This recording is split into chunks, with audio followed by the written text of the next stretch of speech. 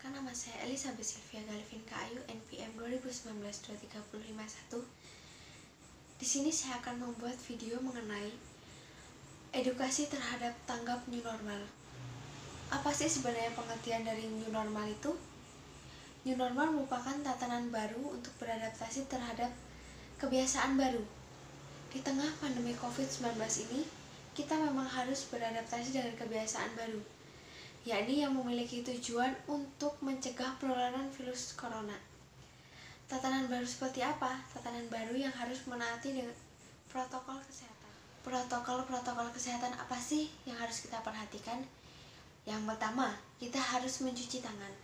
Mencuci tangan dengan menggunakan air mengalir dan sabun, yakni dapat membasmi kuman pada tangan kita setelah kita menyentuh benda-benda atau kita setelah berpergian. Yang kedua, jangan lupa gunakan masker. Hal ini untuk mencegah penularan virus-virus yang masih berkeliaran di sekitar kita. Yang berikutnya, jangan menyentuh wajah sembarangan, karena kita tidak tahu apakah ada virus atau bakteri yang menempel di tangan kita. Yang berikutnya adalah tutupi bersin dengan tangan. Kita menggunakan etika bersin, yakni yang pertama, kita menutup dengan tangan seperti ini, menggunakan tisu atau menggunakan masker. Yang berikutnya adalah menjaga jarak. Menjaga jarak atau physical distancing. Hal ini memiliki tujuan yakni untuk mencegah penularan virus corona dengan jarak minimal 1-2 meter. Karena kita tidak mengetahui apakah orang yang ada di sekitar kita merupakan carrier atau pembawa virus corona. Yang berikutnya adalah isolasi mandiri. Kenapa kita perlu melakukan isolasi mandiri?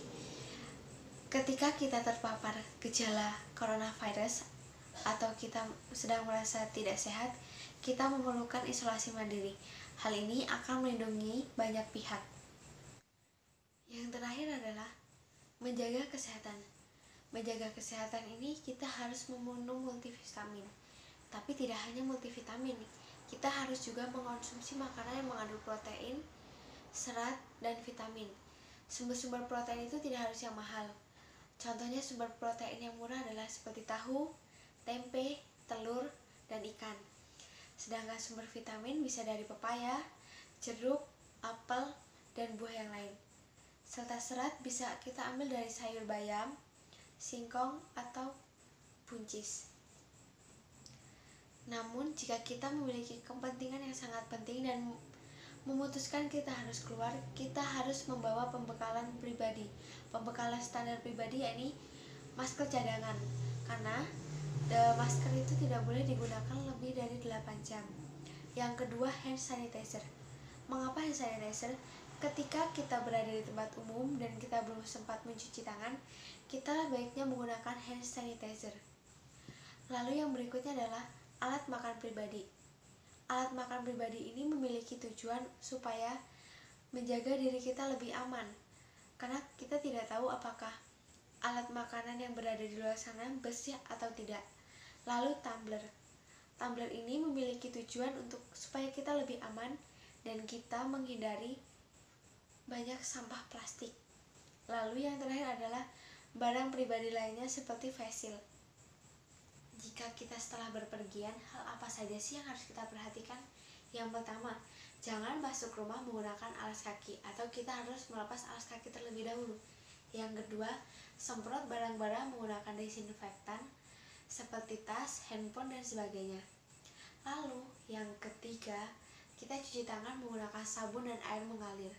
Yang keempat, jangan rebahan dulu sebelum kita mandi atau mengganti pakaian.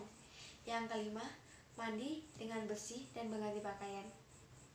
Kita juga bisa membantu sesama kita loh. Bagaimana caranya?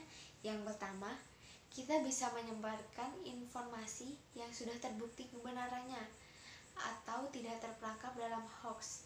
Lalu, kita tetap di rumah saja. Pahami resiko penularan COVID ya.